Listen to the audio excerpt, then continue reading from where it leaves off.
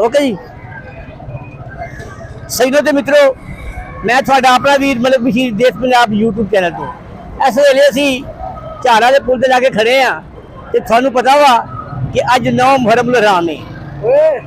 मुहर्रम उल हराम की अहमियत हर बंदा जानता वा।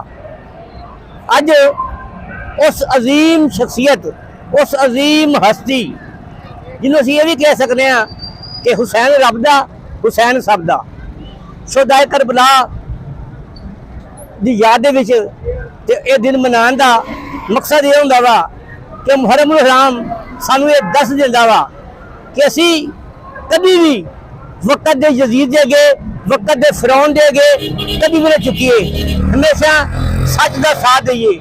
जिदा इमाम अली मुकाम हज़रत इमाम हुसैन अलैहिस्सलाम ने यजीद की बैत तो इनकार किया और आख्या कि तू नजायज़ है, तू शैतान है, तेरी बैत नहीं हो सकती। अज तक कूफे के लोगों ने इमाम हुसैन अलैहिस्सलाम ने धोखा किया, अज तक वो पछता रहे हैं। सानू चाहिए कि असी इमाम अली मुकाम हज़रत इमाम हुसैन के नक्शे कदम पर चलते हुए हैं, वक़्त यजीद ने कभी भी बैत ना करिए, हमेशा हक के सच का साथ दईए।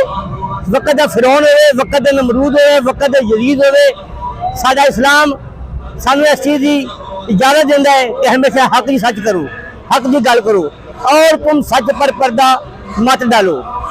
इमाम हुसैन अलैहिस्सलाम वो हस्ती है कि मैं कहूँगा कि जो मुहर्रम उल हराम के विच इमाम अली मुकाम की याद नहीं मनाता, वो बंदा जन्नत के लागों नहीं गुजर सकता। जन्नत किधर जाएगा? जन्नत इमाम हुसैन दी, जन्नत के शहजादे ने हो हज़रत इमाम हसन और हज़रत इमाम हुसैन अलैहिस्सलाम के जो लोग एक बुग़्ज़ इमाम हुसैन जी रखते हैं, उन्होंने ना ये जहान है ना वो जहान है, वो जन्नत के लागों नहीं गुजर सकती, उन्होंने वास्ते दोज़ख है। इमाम अली मुकाम ने सामने दस दिता है कि जिंदगी गुजारो सुनहरी सूरत के तहत, कभी भी अपने छोटे मोटे कामों वास्ते किसी भी यजीद की बैत ना करो।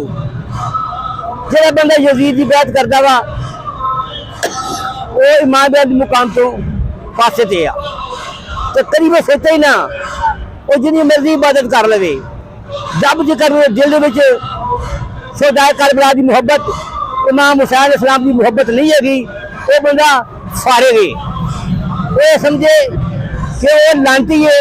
और यहो जे बंदे ते असीं लानत बेशुमार करते हैं।